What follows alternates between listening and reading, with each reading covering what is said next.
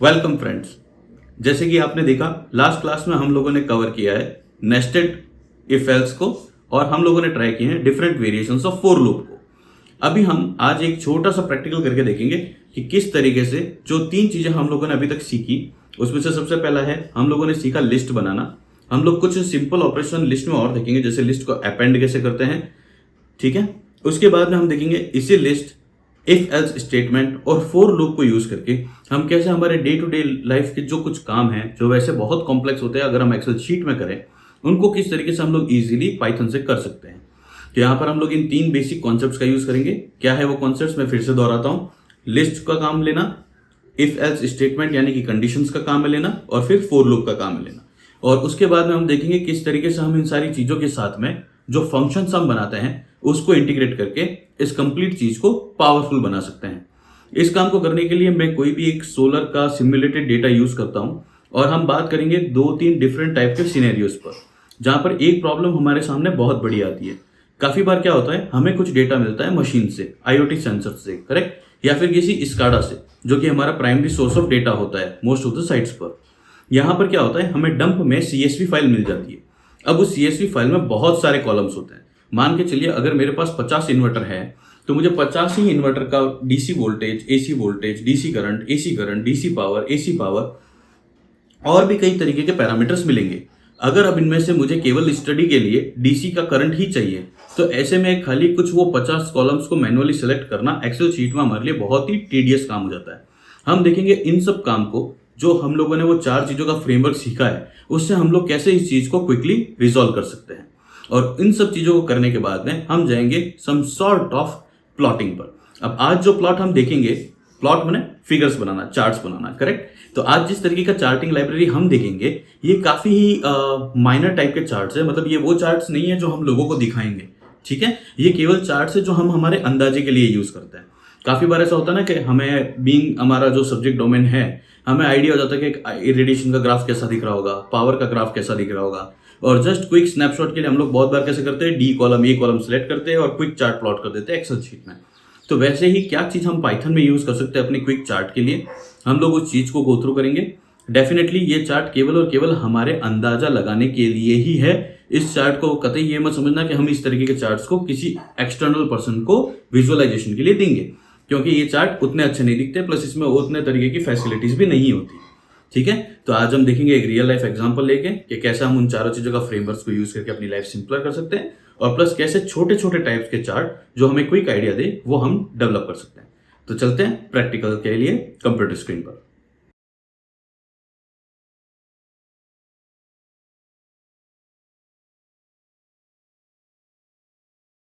Welcome to the practical session.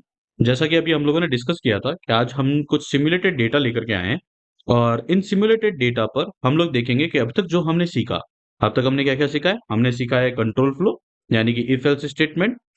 If else statement के अलावा हम लोगों ने सीखा है कंडीशनल्स, कंडीशंस लाइक एंड और लॉजिक। आई होप आपको पता हो एंड लॉजिक और लॉजिक में क्या क्या चीजें होती है। नहीं, we will just have a quick revise, एक क्विक रिवीजन भी कर लेंगे उस चीज का।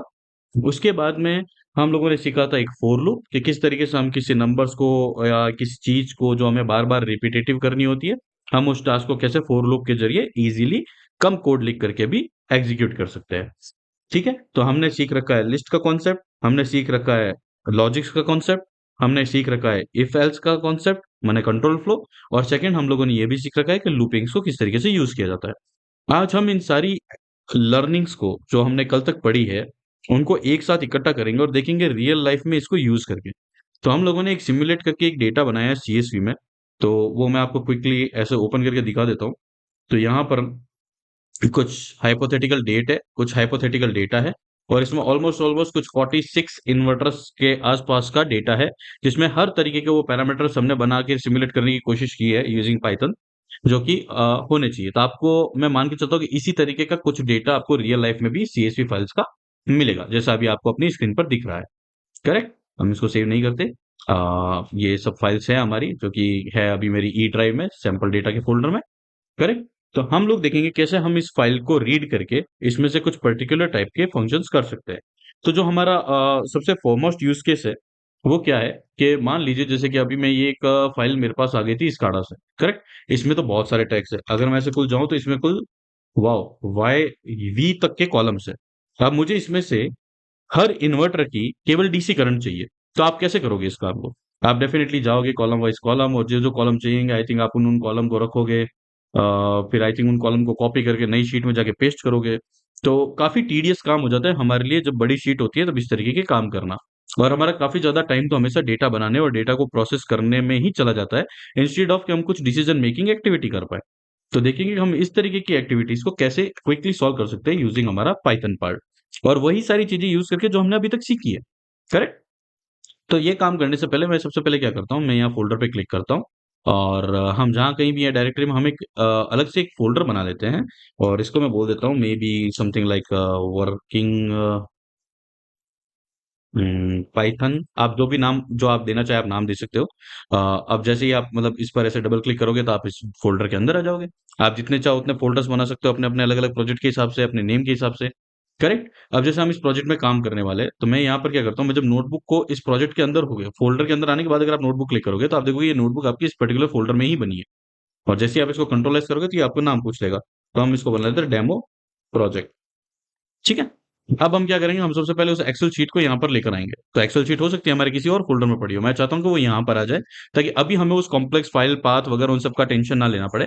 जो हम इन नियर फ्यूचर देखेंगे हम वो सब चीजें भी कैसे कर सकते हैं, बट आज हमारा मेन फोकस है कि किस तरीके से हम हमारी लर्निंग्स को रियल टाइम में यूज करते हैं, करेक्ट। तो मैं यहाँ अपलोड बटन पे क्लिक करता हूँ और यहाँ से अपनी फाइल सेलेक्ट कर लेता हूँ। टेंशन मत लेना, ये अपलोड आपके डेटा को कहीं दूसरी जगह पर नहीं ले जाएगा, आपका कंप्लीट वर्क सिक्योर है, क्योंकि आप अपना कंप्लीटली जो भी काम है वो आप अपने लोकल होस्ट पर ही परफॉर्म कर रहे हैं। ठीक है। तो देखो यहाँ पर दोनों डेटा आ गया, मेरी फाइल भी आ गई और मेरी नोटबुक भी आ गई, करेक्ट। अब हम सबसे पहले क्या करेंगे, यहाँ पर हमारे पास एक अलग काम है आज कि हमें सीएसवी से डेटा रीड करना है पाइथन में, जो कि अभी तक हमने नहीं सीखा। तो मैं कुछ शॉर्ट में 2 लाइन का कोड लिख रहा हूँ जो कि सीएसवी से डेटा रीड करता है। मैं ये बिल्कुल एक्सपेक्ट नहीं करता कि आज आप उस कोड को समझ पाओगे, but just give it a try. हम लोग इंडिविजुअली इस लाइब्रेरी को बहुत डेप्थ में पढ़ने वाले हैं। लाइब्रेरी का नाम है पांडास। तो मैं करता हूँ इंपोर्ट पांडास एस पीडी। ठीक है। अब इसका क्या मतलब हुआ इंपोर्ट पांडास एस पीडी का? तो हमने क्या किया, हमने बोला भाई पांडास आपकी लाइब्रेरी में जितनी भी जो भी फंक्शंस आपने बनाए हैं वो सब हमको मिल जाए, करेक्ट। तो इंपोर्ट पांडास, और हमने क्या किया इसका एक एलाइस दे दिया, एलाइस देना, निकनेम देना, करेक्ट। किसी का जैसे नहीं होता घर पे कुछ अलग नाम होता है, एक निकनेम होता है, करेक्ट, पेट नेम। सो वैसे ही हमने इसको बोला यार मैं बार बार ऐसे पांडास तो नहीं लिखूंगा, तो तुम्हें मैं कॉल करूंगा एज अ पीडी। तो मैं पीडी पीडी बोल के तुम्हारे सारे फंक्शंस का यूज कर लूंगा, correct. So this is a kind of a deal. तो हमने उसको बोल दिया भाई आई एम यूजिंग इंपोर्ट। अभी अगर ये कुछ भी नहीं करते ना देखो, तो भी ये रन होगा। ठीक है। तुम चाहो तो इसका अपना नाम कुछ अलग भी रख सकते हो, तुम बोलते हो पांडा जैस कपिल, तो कपिल हो जाएगा। अभी अभी मैं कपिल के बाद कुछ भी ऐसे डॉट करके रन करूंगा तो वो मुझे कपिल के फंक्शंस बताएगा, देखो कि रीड टेबल्स कौन कौन सी फाइल्स पढ़नी है, करेक्ट, क्योंकि अभी उसको पता है मैं पांडास को कपिल बोल रहा हूँ। बट हम ये सब नहीं करेंगे, हम जाएंगे पांडास एज पीडी पे, क्योंकि ये एक स्टैंडर्ड है जो कि ऑलमोस्ट सारी कम्युनिटी यूज करती है, तो इसलिए हम लोग बोलेंगे पांडास एज पीडी। यहाँ पर मैं एक वेरिएबल बना देता हूँ डेटा फ्रेम। डेटा फ्रेम हम जिसको कहते हैं क्या है, सारी चीजें पढ़ेंगे हम in depth detail, but don't worry about it. अभी के लिए ऐसा मान लो डीएफ नाम का एक वेरिएबल है, और इस वेरिएबल में मैं क्या करना चाहता हूँ, मैं अपनी सीएसवी फाइल पढ़ना चाहता हूँ। तो मेरी डॉट सीएसवी पे गया, और यहाँ पर जाने के बाद मैं इसमें अपना डेटा डाल के रीड कर लेता हूँ। यहाँ पर आप एक चीज देखोगे जो कि बहुत इंटरेस्टिंग है। यहाँ पर जैसे ही हम ये टाइप करते हैं ना तो नीचे ऐसा एक रेड कलर का सो बॉक्स हो जाता है, और इसमें बहुत सी चीजें लिखी है जो कि हमें शायद नहीं पता, बट आप देखोगे खुशी की बात क्या है, सबसे एंड में यहाँ पर किसी भी तरीके का कोई वार्निंग नहीं, मतलब एरर नहीं लिखा है। कैसे एरर? जैसे अगर मैं बताता हूँ आपको ये नाम का मैं कोई फंक्शन रन कर देता हूँ, देखो ये क्लियरली लिखा हुआ था एरर। तो जब कभी भी एरर होगी तो पाइथन के सिंटेक्स में खाली रेड कलर नहीं आता, यहाँ पर नीचे क्लियरली एरर होती है और उस एरर का टाइप होता है। यहाँ नेम एरर क्यों है? क्योंकि वो बोलता है भैया इस नाम की कोई चीज मुझे पता ही नहीं है, करेक्ट। सिमिलरली सिंटेक्स एरर भी होता है। कैसे? जैसे ये प्रिंट लिखा, ये स्पेस करके मैंने रन कर दिया, ये तो चल गया। बट अगर हम कैसे दे सकते हैं सिंटेक्स एरर में, ये नहीं करते हम लोग, ये करते हैं हम लोग ये कुछ लिखते हैं, फिर हम लोग बाहर आ जाते हैं, और फिर हम लोग फिर कुछ लिखते हैं, और फिर हम लोग फिर कुछ लिख देते हैं। तो ये देखो इस बार ये बता रहा है सिंटेक्स एरर, करेक्ट। तो ऐसे अलग अलग तरीके के एरर को भी रेड कलर के बैकग्राउंड से शो करते हैं, बट उस पर्टिकुलर केस में यहाँ पर नीचे आपको क्लियरली एरर का नाम लिखा मिलता है। यहाँ पर देखो कहीं कोई एरर नहीं लिखी है। प्लस अगर आप इसकी फर्स्ट लाइन पढ़ोगे तो ये बोलता है डी टाइप वार्निंग, मतलब डेटा टाइप से रिलेटेड वार्निंग दी है। वार्निंग क्या है? ये बोलता है आपकी ये जो कॉलम नंबर है इन कॉलम नंबर में कुछ मिक्स टाइप का डेटा है। मिक्स टाइप का डेटा मतलब ऐसा हो सकता है कि कुछ नंबर थे और फिर कुछ नन वैल्यू आ गई, फिर कुछ नंबर थे, तो उन चीजों के लिए ये सिर्फ और सिर्फ आपको एक वार्निंग दे रहा है, इससे इसके सिस्टम पे कोई इंपैक्ट नहीं पड़ा है, इसने वो फाइल सक्सेसफुली पढ़ ली है। देखो हम रन करके देखते हैं, जब मैं डीएफ रन करता हूँ तो ये देखो परफेक्टली यहाँ पर सारे कॉलम्स के नाम आ रहे हैं, यहाँ पर सारी रोज आ रही है। तो ये क्लियरली दिखाता है कि आपने कुल जो डेटा पढ़ा है उसमें 1654 रोज है और सिमिलरली 672 कॉलम्स है। ग्रेट। करेक्ट। अभी ये क्या था, ये कैसे पढ़ा और ये कैसे पढ़ा, इन सबको हम डेफिनेटली इन डिटेल डिस्कस करेंगे, जो आज का हमारा फोकस नहीं। बट अभी फोकस क्या है मेरा कि भाई मेरा ये डेटा फ्रेम तो आ गया। करेक्ट। और प्रॉब्लम स्टेटमेंट हमारा सेम है कि मुझको ये टेबल, ये पूरी टेबल नहीं चाहिए, मुझको तो खाली बस उसके करंट का डेटा डेटा चाहिए, खाली करंट का डेटा चाहिए। तो अभी हम क्या कर सकते हैं, देखो एक लॉजिक क्या बोलता है कि अगर इंसान कैसे सोचता है, देखो हम पहले वो एक बार थॉट प्रोसेस लगा के देखते हैं कि अगर मेरे को सारे कॉलम्स के नाम मिल जाए तो मैं एक एक करके कॉलम का नाम पढ़ूंगा और देखूंगा उसके अंदर पीवी करंट आ रहा है या नहीं आ रहा। अगर पीवी करंट आ रहा है तो मुझसे रखूंगा, पीवी करंट नहीं आ रहा तो मुझसे नहीं रखूंगा। क्या ये लॉजिक करेक्ट है? परफेक्ट। अब जैसे ये लॉजिक हमने फ्रीज किया तो इसके लिए हमें क्या चाहिए, हमें सबसे पहले चाहिए सारे कॉलम्स के नेम। तो उसके लिए यहाँ पर एक इंटरनल फंक्शन होता है डीएफ डॉट कॉलम्स। करेक्ट। इसको रन करोगे, देखो इससे सारे कॉलम के नेम दे दिए। इसकी लेंथ है टोटल 672। करेक्ट। तो ये देता है मुझे डीएफ डॉट कॉलम्स। ठीक है, तो ये तो भैया मेरे पास कॉलम की लिस्ट आ गई, इसका मतलब मैं फोर लूप लगा सकता हूँ for I in DF dot columns. ठीक है, और यहाँ पर हम लोग प्रिंट आई लगा के भी देख लेते हैं।